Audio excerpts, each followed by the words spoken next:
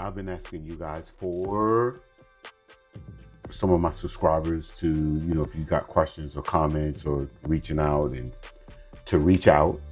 And today I've actually got an email that I want to read from one of our subscribers, and then we can just have a conversation about it and just talk about some of the strategies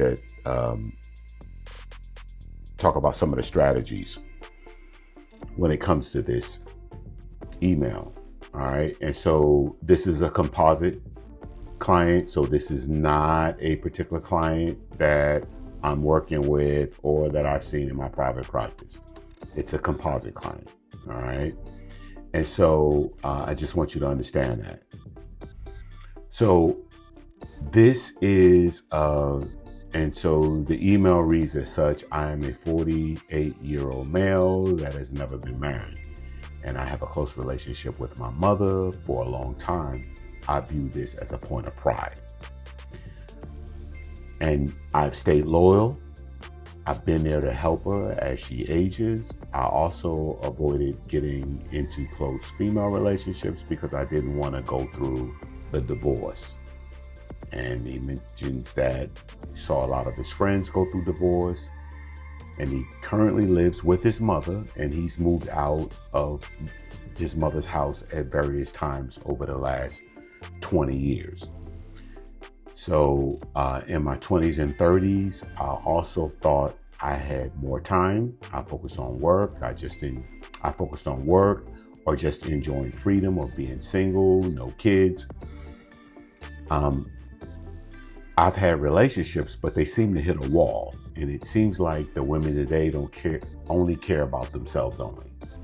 Okay, seems like the women today only care about themselves. Women don't see the weight of being the primary emotional support for my mother while having no one be that for you. So lately I've been thinking that being a good son shouldn't mean that I stop living my own life. So I'm writing you because I'm trying to figure out if it's too late to build the life I want.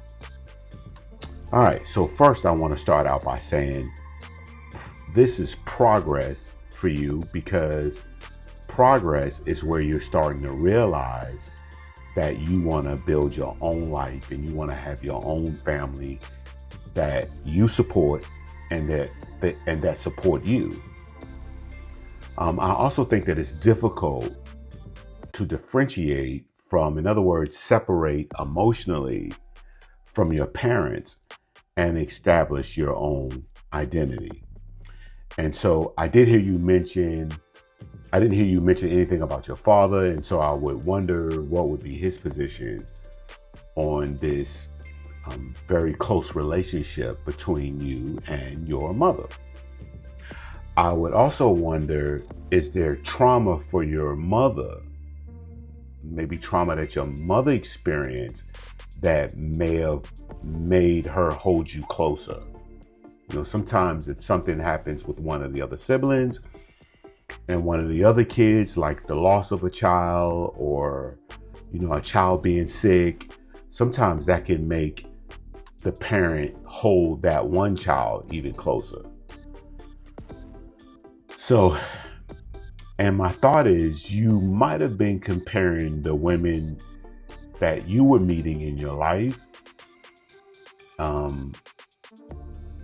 and you were holding them up to the standard of your mother. And it's going to be hard to surpass your mother's standard because she's been with you. She's been a part of your life for years and years and years. She's taken care of you when you were sick.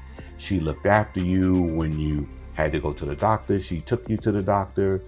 So it's going to be difficult for a new woman to come in at this stage and be able to be more of emotional support than your mother is, especially if she doesn't have the opportunity.